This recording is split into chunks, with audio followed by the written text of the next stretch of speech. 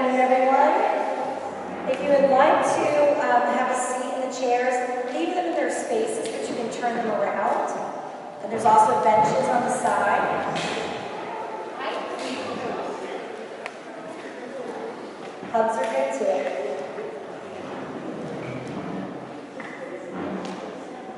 Thank you all for coming out to the Grail. As most of you know, called by our spiritual values, we envision a world of peace, justice, and renewal of the earth, brought about by women working together as catalysts for change. Today is the second in our Art the Oratory series. This showcase will be up through October. We are videotaping, so if you know folks who wanted to come and couldn't because they live too far away or because they have other things, we will be having videos up on our website and also I think on our Facebook. So make sure you send them in that direction. I am Terry Puckett. I am the Executive Director for the Grail in the U.S. And it is my pleasure to introduce Sharon Thomson, our featured artist for the day. Sharon? Hi, everybody. It's so great to see you here, and thank you for coming. Thank you is a good place to start, actually. It's always good to begin with some gratitude. And there are so many people who I feel grateful to in this moment for helping to pull this together, for being part of the work that you're looking at now. So just for a moment, let me first of all, of course, thank Terry for inviting me to this series of arts at the Oratory. Caroline and Elizabeth, who are the faithful staff and helped to make it all happen. Simonetta Romano, my living wife, who was there every step of the way and helped me to get through all of the stuff of years and sort it through. And all those times I was on the computer was supporting me in doing that. I want to thank Joe Schickel for helping with the lights. And I want to help Doris for cleaning up the whole space that we're in now. And all the volunteers you see around, thanks for coming out with us. And then there's Pamela Coben, who is a visual installation artist. I came to Grailville with a bunch of stuff, and I wasn't quite sure how we would show it or display it. And Pam came up with a vision of these stations as you see them, and at each one an interactive opportunity.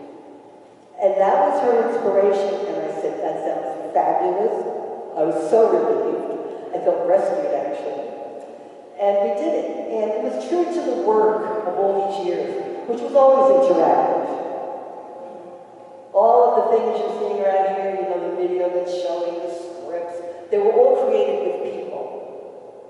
They were created with people in a context of community. And many of those people are no longer with us. And so it felt appropriate to me to begin with a calling for the ancestors. In this sacred space, so full of memories of all the things and all the people who have been here. And so I've asked Fran Frazier, one of our ground members, if she could do a libation and calling of the ancestors. And she will be inviting you to call them in with her. Feel free to call out the names as they come to you. Many of us have our memories, and we're seeing lots of them here that aren't here now. So Fran, if you would.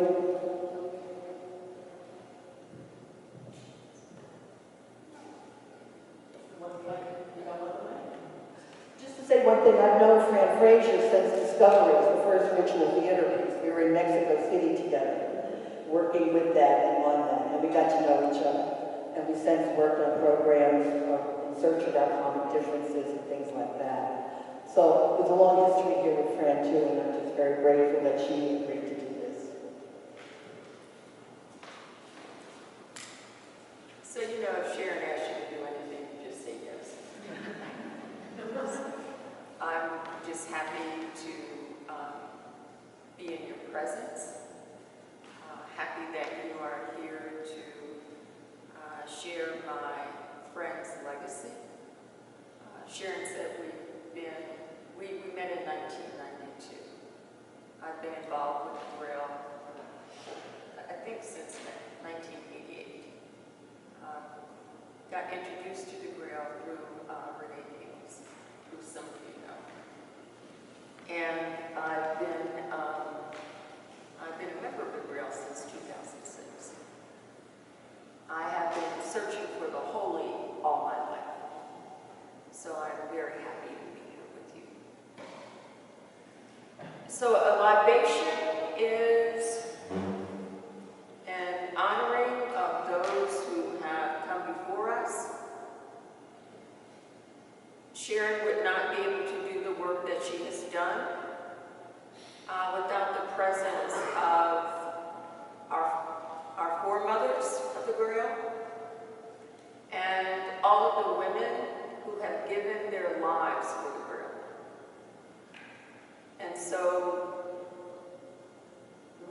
none of us could be here without being touched by the women in our lives.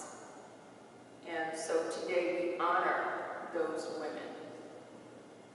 So I want you to be thinking of someone who has touched your life in an incredible way. And hold that woman with you throughout this presentation today that Sharon is going to gift us with. And perhaps later on this evening, you might find a way to give homage to that woman. Because truthfully, without caring women in our lives, I'm not sure where this world would be. And so it is so important to always give homage to Mother, to that feminine principle that feeds us and guides us all. So I'm going to honor the 4 directions and then say a prayer to Mother God.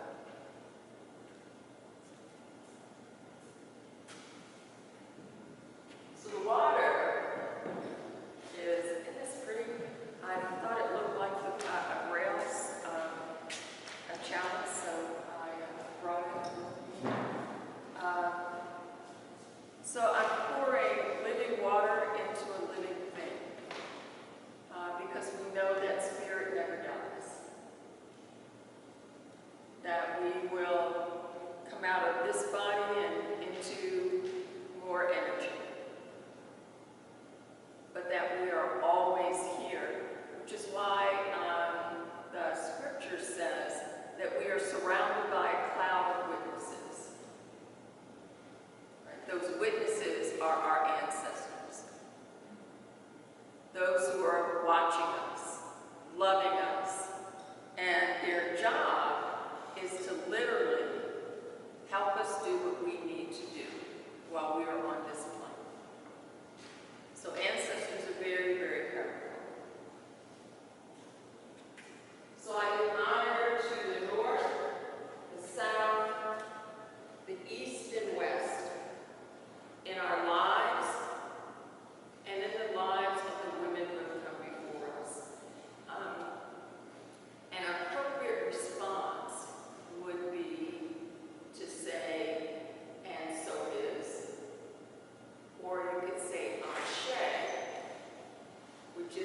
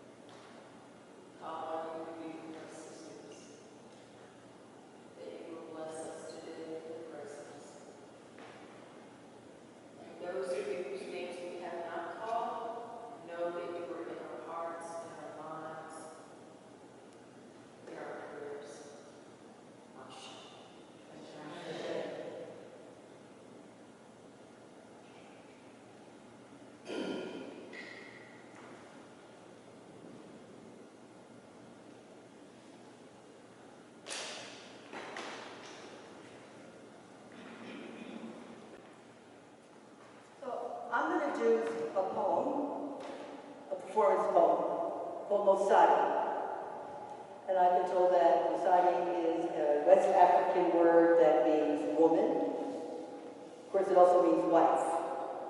But I wrote this poem when I was in my 20s, and I've done it at different stages of my life. And now I'm an older woman, and it'll be interesting to see how Mosadi wants to be at this stage of life. And I'm doing it because my daughter Robin, this is her favorite, and she asked me to do it, so. I don't know if I need the microphone. Can you hear me? Yeah. Can we do that? Okay, then I can move around a bit.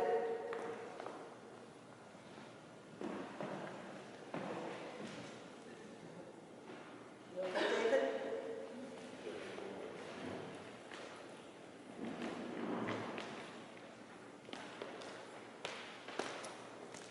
See how she stretches her fingers to the sun.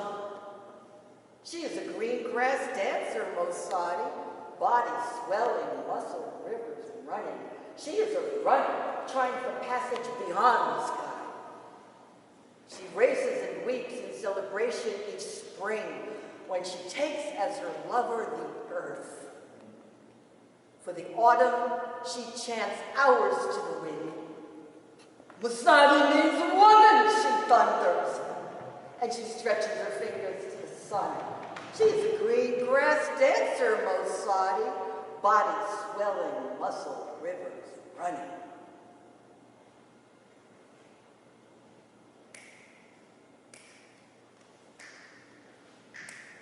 Ain't no one can boogie like Mosadi. She is smooth. She is cool.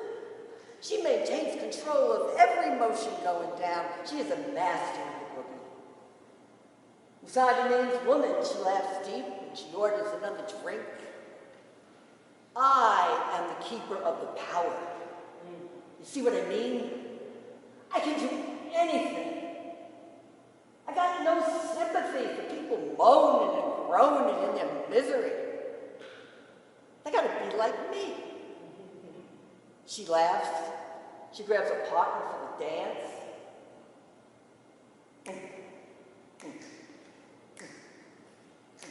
I like that. Ain't no one can boogie like Mosadi. When hard times hit Mosadi, she pretended not to notice. Her legs gone wooden. Her motions graceless. The sun, a cold yellow patch in the sky waiting to crush her in a sandwich between sky and earth. She pretends to laugh. When people say Mosadi's dance is not what it used to be. Mosadi means woman, she hums, remembering the sound of drums, no longer pounding. Mosadi has moved to the sea this summer. She roams deserted beaches, collecting ocean artifacts, studying the eating habits of ocean birds. She watches for changes, wonders at her anguish. Each sunset, she climbs the highest dune and presses her head down to the sand. Mosadi is afraid. She prays and waits through the night. She would like to understand the meaning of the moon. Mosadi is learning to play the flute. Friends notice her voice a little softer. She moves a little slower, speaks less. Sadness in her eyes.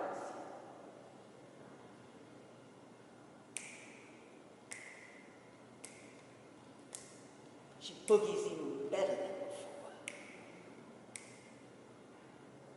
Mosadi means woman. She laughs deep, and she orders another drink. We are the sharers in power. inevitable. See how she stretches her fingers to the sun. She is a green grass dancer, Mosadi, body swelling, muscle rivers running. See how she settles the palms upon the earth. She is a moonlight disciple, listening. Mosadi means woman. She whispers, and she stretches her fingers to the sun.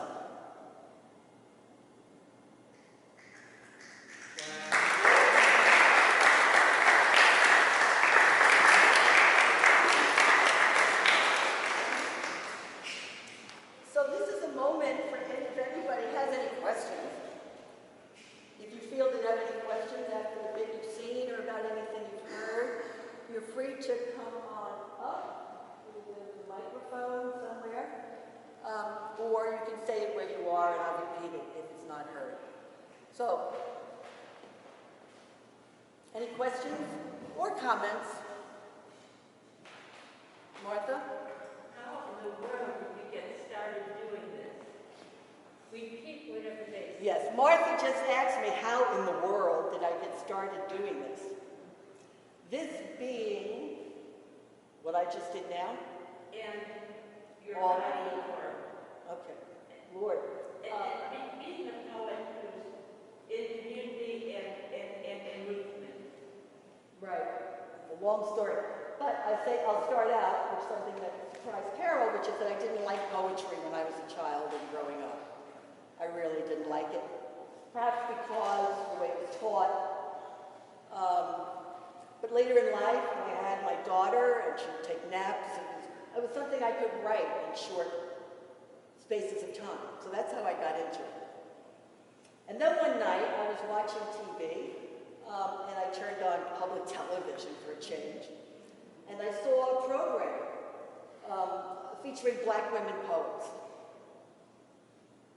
And they were like on podiums. They put podiums in front of them. They had papers, but they were never looking at them. They were just looking at the camera. And they were doing these poems that had so much rhythm in them. And as they were doing it, their bodies were moving and they were feeling a rhythm and a music inside of language. And they were almost dancing while they were, I won't say reciting, while they were being the poem. They were becoming the poem in that moment. And that became an inspiration that I immediately took up on. And I decided that's what I want to do. Let's do it.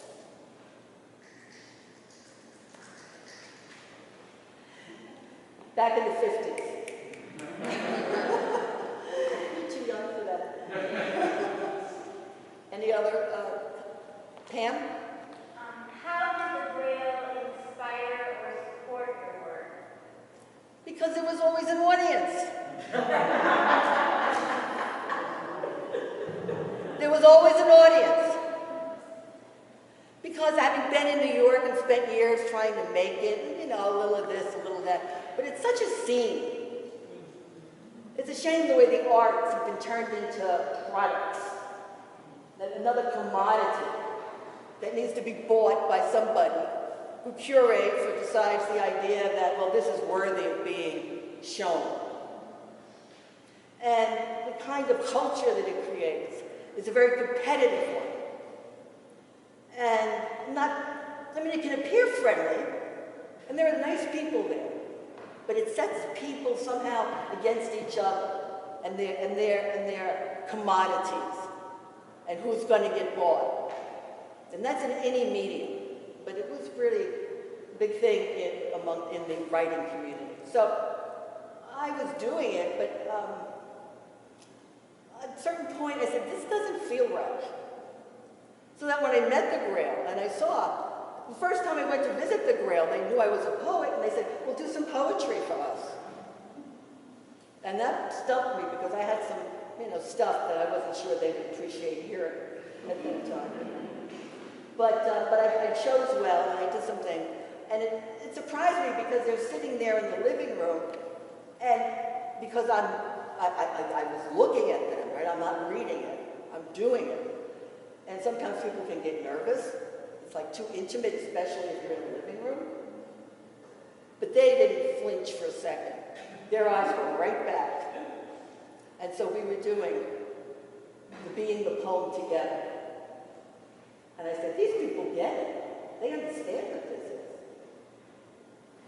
Little did I know, as you can see back there, they had a whole history of arts and culture that came way before I appeared.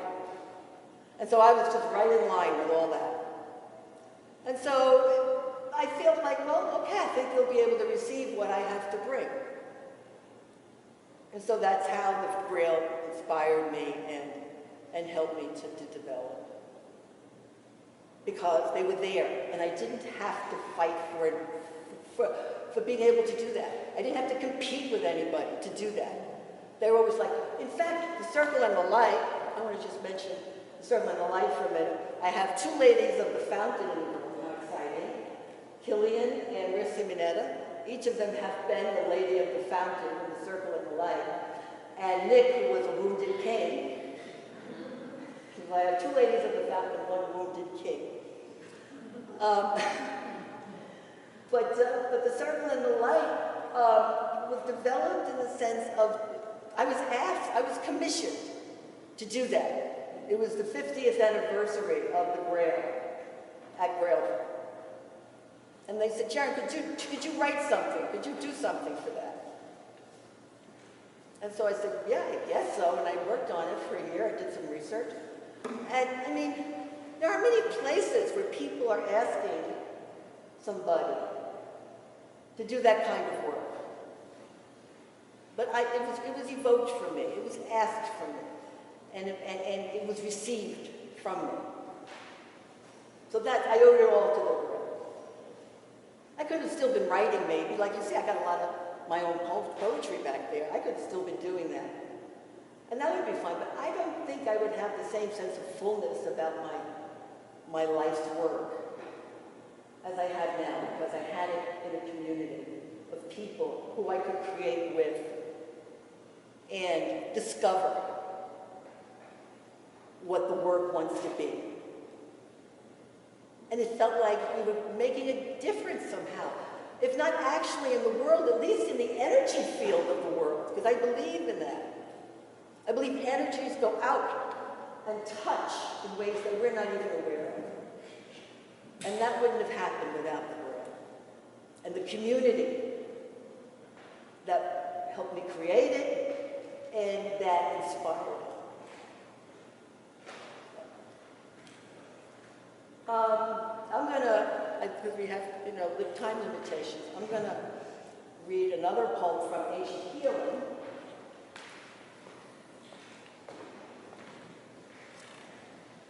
And then that would be followed by Jay, who was in Ancient Healing. She's also a discoverer. And Jay Williams is going to give us a special experience of a dance of the healing baby, which she offered in the Ancient Healing video. You will have seen her up. If you've taken any time there, she appears in there at some point in this role. And I don't mean a role as pretend. I mean, she becomes it. But here's the poem from Ancient Healing.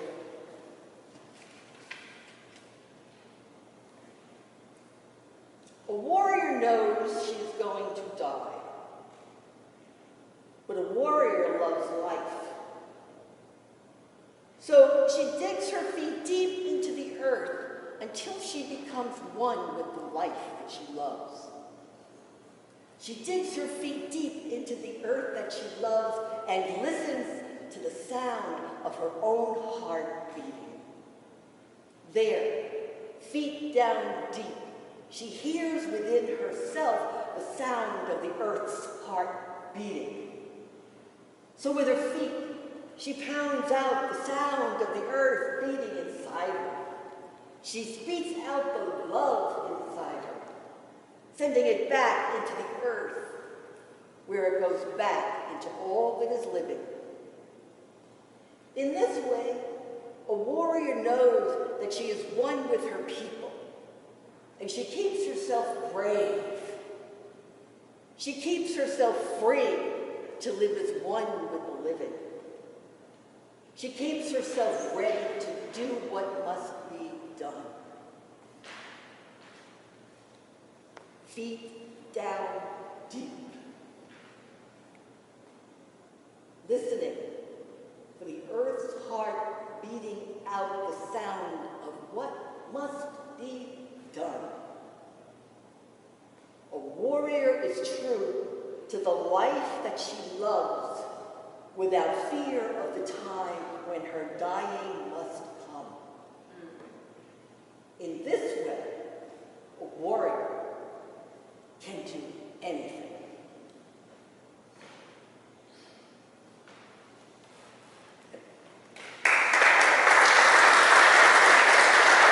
My name is Jay Williams. I'm very honored to be here, part of the Grail and a part of Sharon's work here and the work that all of us are all sharing here with writing and spirit. What I have here is one of my teachers, one of my personal reflections. I'm a bear dreamer. And I had my first visions when I was in my 20s. And it was a little difficult to get them interpreted because it's very hard to find traditional Native people in this area. We have a lot of stuff going on, but it's hard to find somebody to kind of interpret things for you and talk about it. But I did manage to find the community here. And I have a brother, not a biological brother, but a brother. His name is Strong Bear. He's unable to be here today. He won't be work. But he's also a bear drinker. He's my male counterpart. She was gifted to me by the Crow Dog family, who said to me at Sundance time, I'm going to, give you a bear skin. The skin I wore in Matthew's Discoveries was a rug that somebody lent to me for the piece. So this is not the same part. The bear is the great dreamer. The bear sleeps during the winter time, and that's when she has her visions in her dreams. She has the gift of prophecy. She can foretell the future. She's also a powerful teacher. In some of the nations, the people believe that we actually are children of the bear. The bear stands up and walks on her hind legs. She sometimes likes to wave and hold her hands and her arms up in salutation of the spirit. She has many ways, and we have many ways that we share with her. And she has an incredible amount of strength. Everybody who knows anything about bears at all knows just how strong they are. You really don't want to run into a bear in the wild and stuff and aggravate it because it can get pretty irritable. But they're very powerful creatures. All of the great medicines are very powerful. What I'm doing here is what's called the bear dance. If you want to get some more details about the bear teachings and the bear dance, there's a lady that I've been watching named Laura Grisby Falls. You can look her up on the internet. And during the time that we do this dance, I put my skin on here. I will become the bear. This is a healing dance. And I won't be using I didn't bring a drum with me. But I will be singing a song to address all four directions.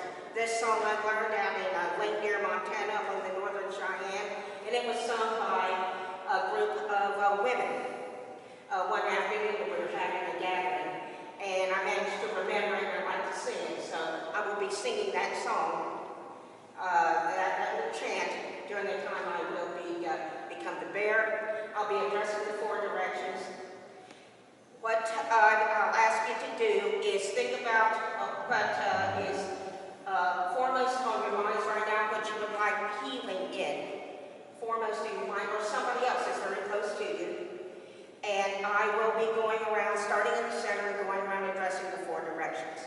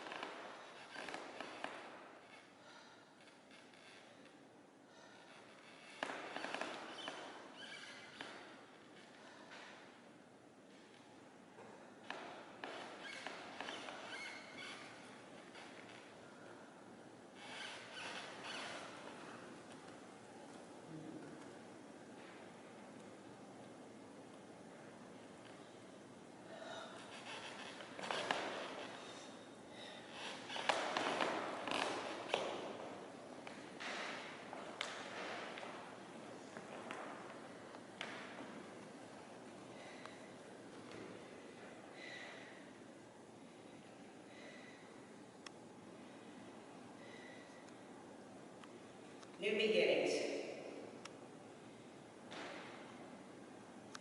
I think we are all feeling that right now. A new beginnings.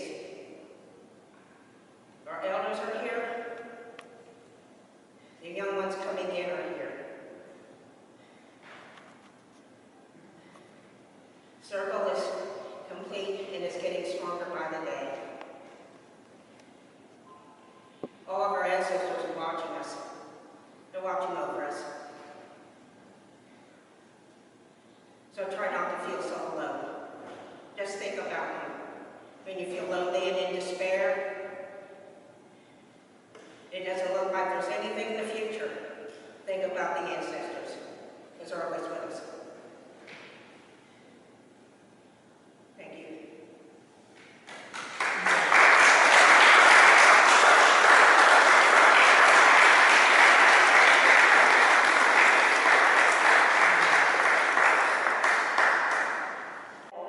About aging. And it feels appropriate to me to end with that as I think about all that is being passed on and continues to be passed on. And now I become one of those. I become one of those who is part of the passing on. 4 o'clock, group PONES is going to be dancing. A poem of mine, The Circle and the Light. It's a long poem. They're going to dance it. I have no idea what they're going to do. No idea at all. And they were even kind of thinking, well, you know, these are the videos of our rehearsals if you want to look. And I said, no. I'd much rather be surprised. But it felt important, the idea that I created something and now somebody else is going to do something with it. And I'm going to get to see what they make of something that I am passing on.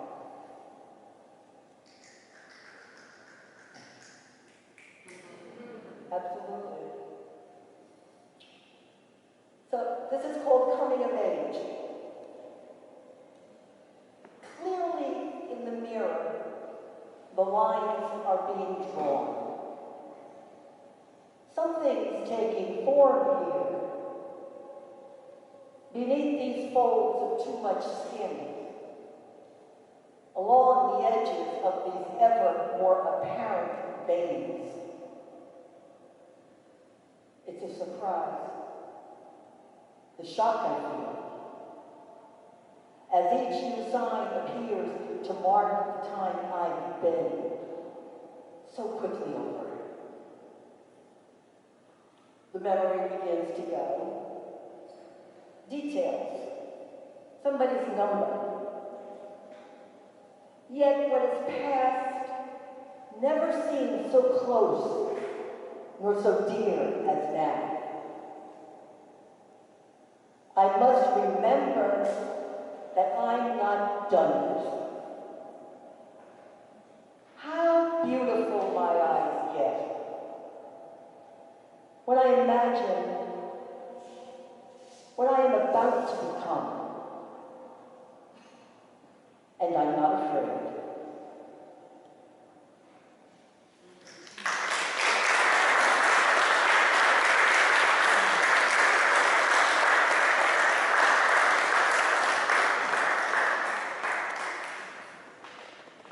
Thank you, Sharon and Fran and Jay. We're going to take a couple minutes break while we get ready for PONES' performance.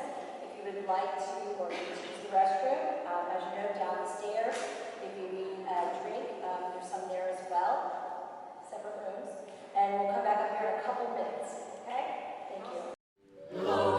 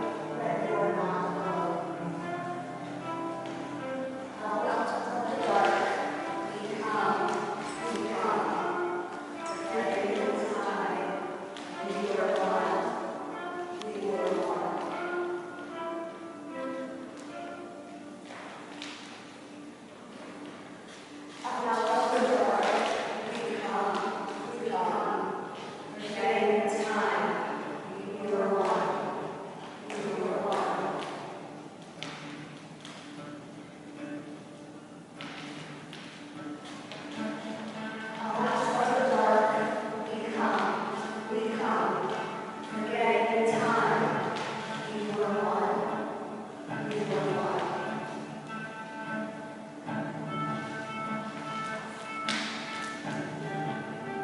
Remember now, go back into the water.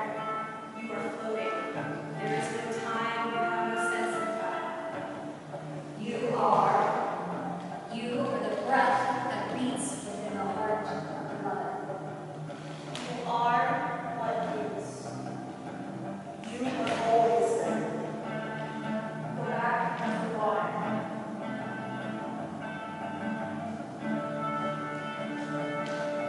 Once upon a time, there was a cell. She held the world within her slippery walls. The secret of life was scratched in code on spiral strands that curled and coiled around and round and round as the elements from which she had come. Descendant of stars, those pieces of stars from faraway galaxies with spiral arms that curl and coil or open out into misty bands of smoke and gas, a veil of particles. Turning, a dance of molecules twirling in orbits, spinning the boundaries out, twining about. The going toward, the pulling back. The going toward, the pulling back. The going toward, the pulling back. The going toward, the pulling back. Once upon a time, there was a settle. She held the world within. She was waiting in the quiet and the dark, about to break apart. Divide and multiply. Divide and multiply. Divide and multiply. Divide and multiply. Once upon a time, you were waiting in the quiet and the dark.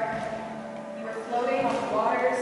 You were held within the mother, riding on the beating and the waves, and you were not afraid. Remember that.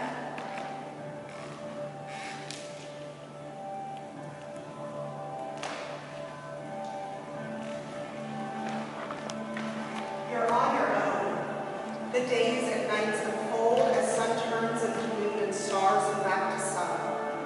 The earth revolves and keeps a steady turning, even as the walk upon the flat lines of her curving like the others of her time. Like all the others of time gone by and those of time to come. You are walking or running or riding or flying or dreaming. You see a destination somewhere, out there. This way, that way, this way, that way. Follow the path, it is yours. Follow the line that seems to stretch out to beyond but keeps curving back upon itself. I must have been lost. I can't find it. The way out. Over here. Over here. No, it's here. You. You're the one. It's you. No, it's you. This is it. This. No, this. This. The moving in, the moving out, the going up, the going down. The moving in, the moving out, the going up, the going down. An inward winding labyrinth through dark and perilous woods, through the tangled mind that twists and broods, through dark and empty rooms, through the city streets, the hurrying faces, through underground caverns, the clanking of metal, through station after station, the blank, vacant faces, to the end of the line where you find what you are not looking for, the wasteland.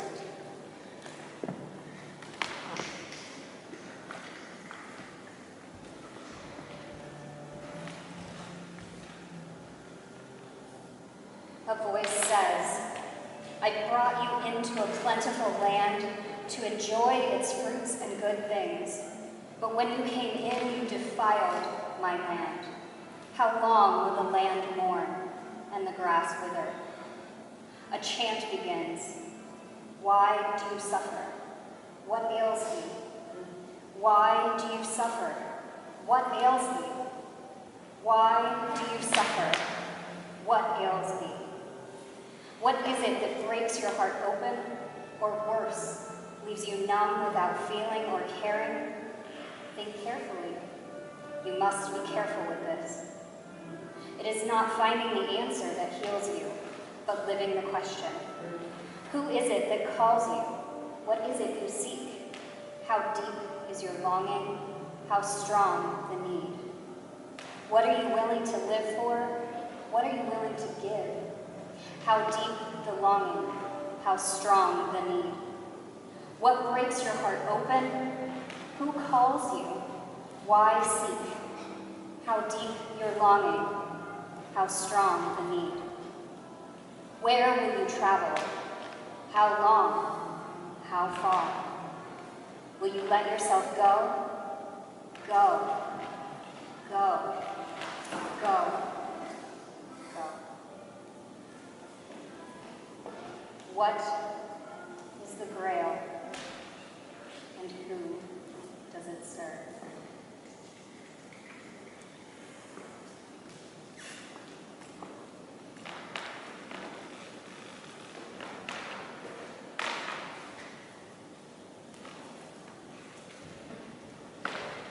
Imagine a cup glowing with light and full.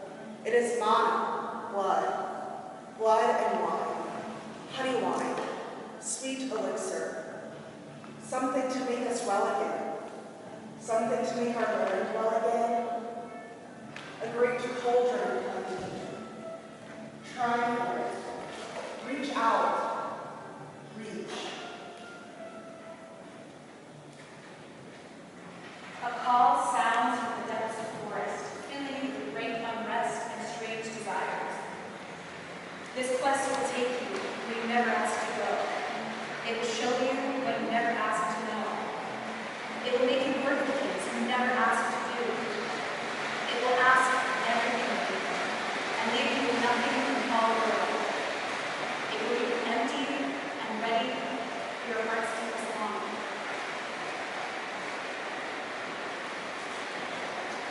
Call sounds from the depths of the forest, filling me with great unrest and strange desires. Feel a vague, sweet gladness, aware of wild arrows and stirrings, for you know not what. The hero sets out, for she knows not where, sensing the mission before her. The hero sets out, for he knows not where, sensing what is about to become of him.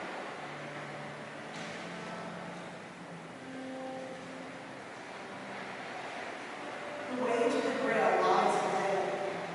It is a voyage towards enlightenment and everlasting life. It is the quest to find yourself in what is greater than yourself.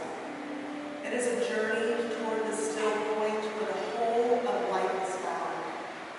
It is a journey toward the center of your soul. It is a journey toward the center of each moment. This moment. Now.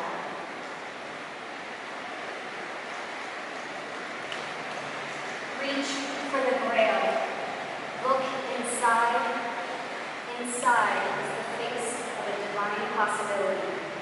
Try not to tremble before it. Remember, once upon a time, you were held within the mother, riding on her beauty, and the waves, and you were not afraid. I am the cup.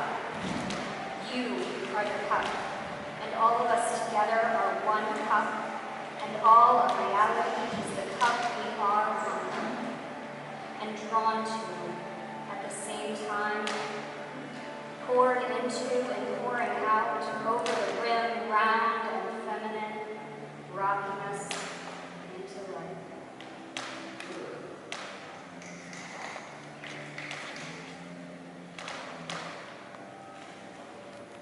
It begins with a vision, some vague memory or dream, like spiraling mist, a mystery, wherein there is such a thing as things changing.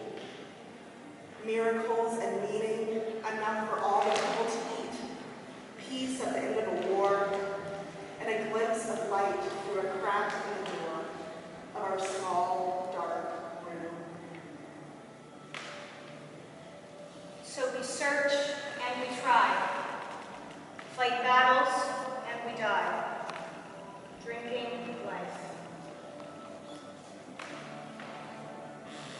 drink from the cup, in order to become that which the cup encloses.